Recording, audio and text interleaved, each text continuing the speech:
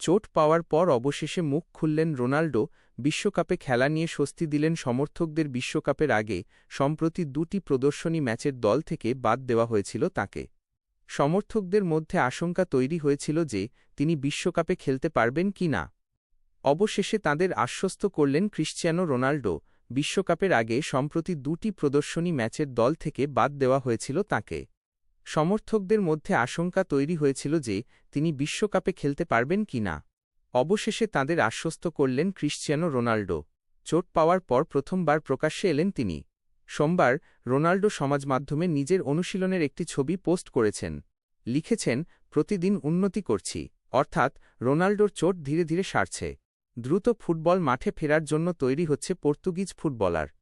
আগামী কয়েক সপ্তাহের মধ্যে সুস্থ হতে পারেন রোনাল্ডো। ফলে বিশ্বকাপে খেলা নিয়ে কোনো সংশয় থাকার কথা নয়।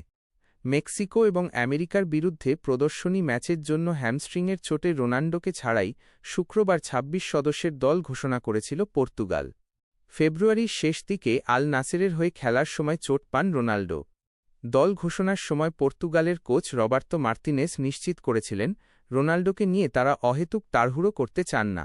তাই তাকে বাইরে রেখেই আসন্ন ম্যাচগুলির জন্য দল ঘোষণা করা হয়েছে। মার্তিনেস বলেছিলেন, রোনাল্ডোর পেশিতে হালকা চোট রয়েছে। আশা করছি ১ বা ২ সপ্তাহের মধ্যে সুস্থ হয়ে উঠবে।